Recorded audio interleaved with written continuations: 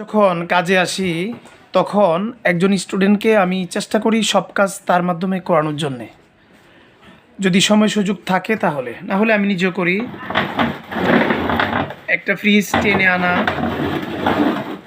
এগুলো সঠিকভাবে রাখা, সেট আপ করা, সুন্দরভাবে সেট আপ করা, এগুলো আসলে এদিকে ফেরানো থাকবে, তুমি এই পাশে আরো চাপাও। হ্যাঁ,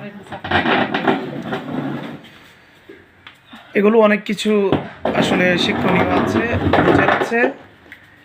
একটা ফ্রিজ সঠিক স্থান নির্বাচন, অনেক সময় অনেক বাসাতে ফ্রিজ সামনের দিকে হেলে থাকে, আর একটু পিছনেও ফ্রিজটা বাজক।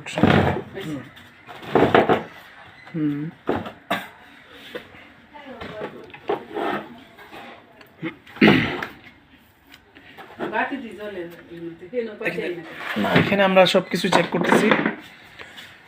এই ফ্রিজের এখানে স্টেবিলাইজারের প্রবলেম আছে কিনা সেটাও আমরা চেক করতেছি।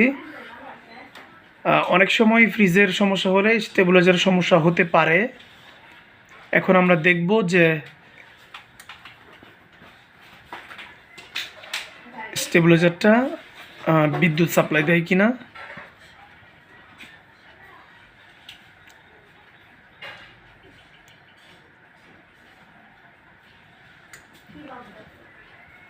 এই দেখুন, এখানে হলো ইনপুট ভোল্টেজ হলো 228, আউটপুট ভোল্টেজ হলো 223। এখন এই লাইনে উনি বলতেছে, এই ফ্রিজের যে মালিক উনি বলতেছে যে স্টেবিলাইজারের সমস্যা আছে কিনা দেখার জন্যে। আসলে ফ্রিজের সমস্যা ছিল বলেই তো ফ্রিজ ঠান্ডা হয় নাই, তারপরে স্টেবিলাইজারের সমস্যা হতে পারে। আমরা একটু দেখলাম। এখন এখান থেকে আমরা ফ্রিজ চালিয়ে দেখব যে ফ্রিজ চলে কিনা, তাহলে স্টেবিলাইজার ওকে হয়ে যাবে।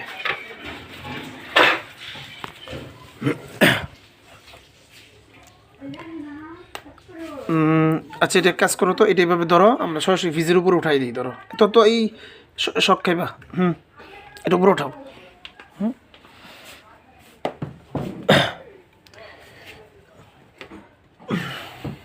এই দেখুন, আমি সরাসরি এখানে লাগিয়ে দিই।